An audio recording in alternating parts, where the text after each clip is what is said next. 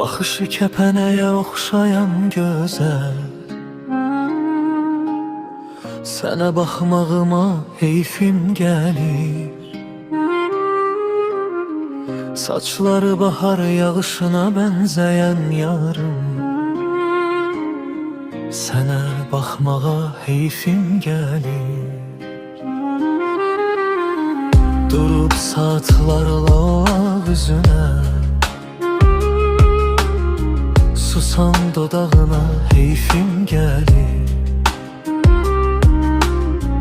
Nə gözəl yaradıb yaradan səni, ağaclarda açan çiçəklər kimi.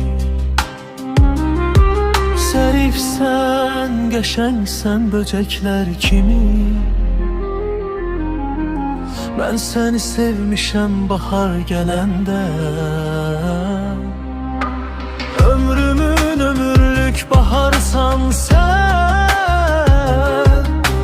Sən mənim yarımsan, bilirəm bunu. Köksümdə yerləşən ürəyim kimi.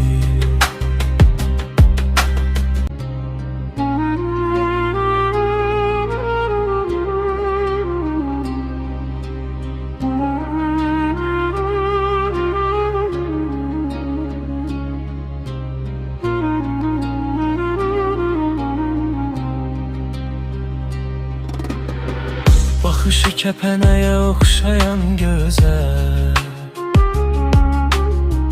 sənə baxmağıma heyfim gəlir. Saçları bahar yağışına bənzəyən yarım,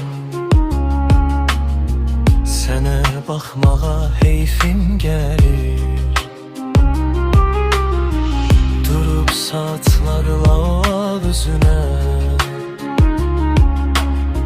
susan dodağına heyfim gəlir.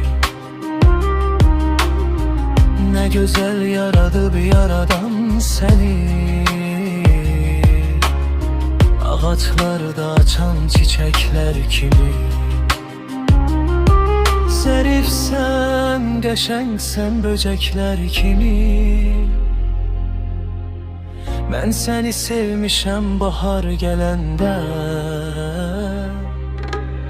ömrümün ömürlük baharsan sən. Sən mənim yarımsan, bilirəm bunu.